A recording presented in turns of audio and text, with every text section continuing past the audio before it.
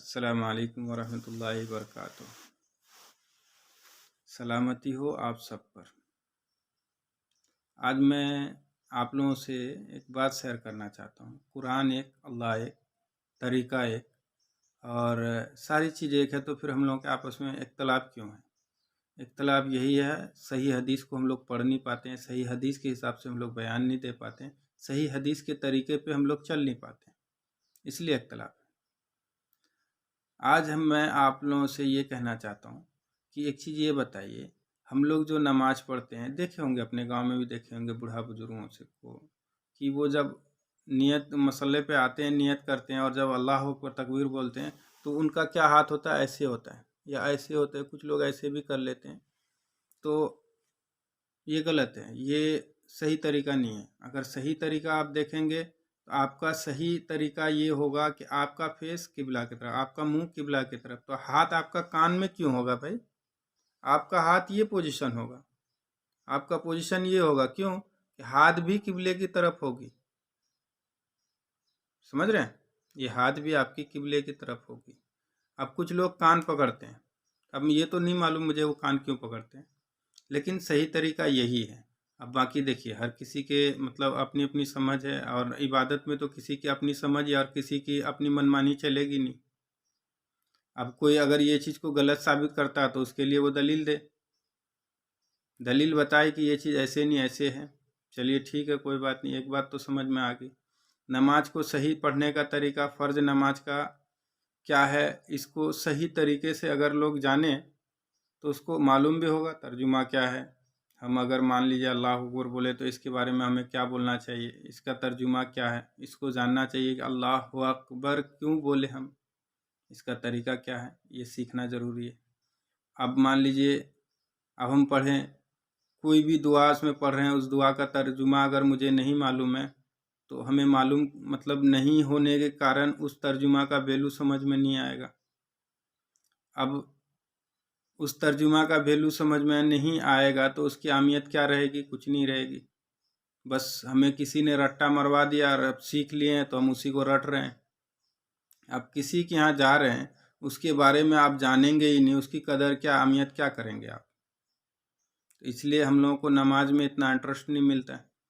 دوسری چیز، آپ مان لیجئے کوئی بھی چیز، سورہ فاتحہ تو ہر آدمی پڑھتے ہوں گے، بغیر سورہ فاتحہ کوئی نماز ہی نہیں ہے۔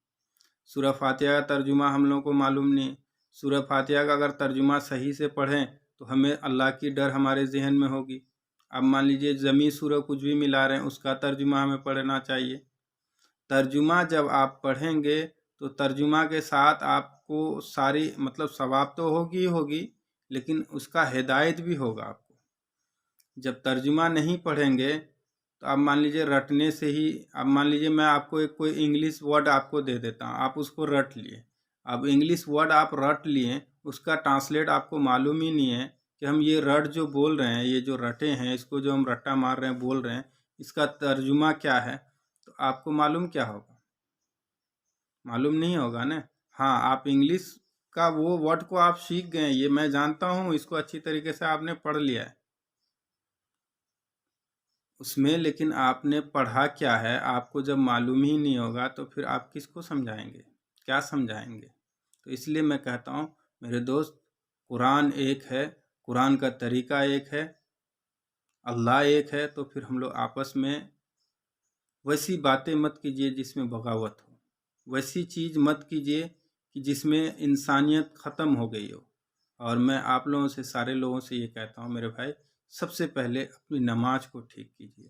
اللہ تعالیٰ نے مجھے سب سے قیمتی چیز اس دنیا میں دیا ہے، اللہ تعالیٰ نے اپنی باتوں کو رکھنے کے لیے، اللہ تعالیٰ نے ہمیں اپنی باتوں کو رکھنے کے لیے سب سے اچھا قیمتی چیز دیا ہے، نماز۔ نماز جب ہماری صحیح ہو جائے گی، صحابہ کے دور میں جب میرا سے نماز اترا تھا، یہ صحابہ لوگ خوش ہو گئے تھے، چلیے اللہ سے بات اپنی منانے کے لیے، اپنی بات کہنے کے لیے ہمیں اس سے اچھا راستہ کچھ نہیں ملا۔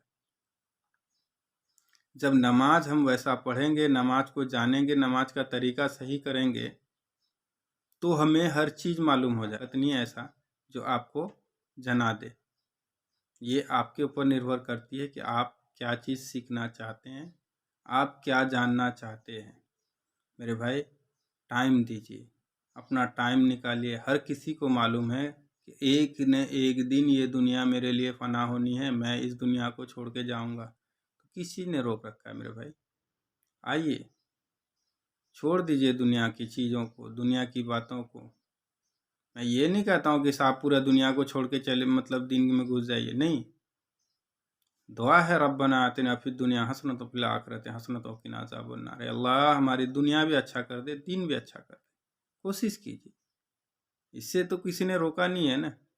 اگر 12 گھنٹہ کسی کمپنی میں کام دے رہے ہیں تو کم سے کم آدھا گھنٹہ تو اللہ کے لیے اتنا ٹائم نکال لیجیے نا۔ نماز جب نازل ہوئی تھی امت پر تو صحابہ لوگ خوش ہوئے تھے۔ کیوں خوش ہوئے تھے؟ کہ ہمیں اب ایک ذریعہ مل گیا اللہ سے اپنی باتوں کو کہنے کے لیے۔ آج یہ بتائیے، مسلمان اپنے آپ کو یہ کہتا ہے میں بہت اچھا ہوں، یہ ہوں وہ ہوں۔ آج مسلمانوں کی اہمیت کیا رہ گئی یہ دیکھ لیجئے۔ کیوں؟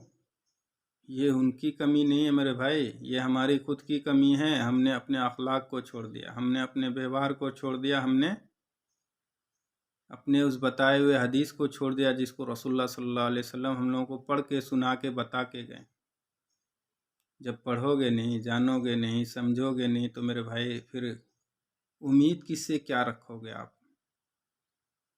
آپ کوشش کیجیے، اگر نہیں جانتے ہیں سنیے، اگر نہیں سننے کا چھمتا ہے تو کم سے کم اپنے دل کو اتنا مطمئن کیجیے اللہ برحق موت ہے، مجھے مرنا ہے، مجھے ویسا بنا دے۔ ٹھیک ہے بھائی، السلام علیکم ورحمۃ اللہ وبرکاتہ، جزاک اللہ خیر۔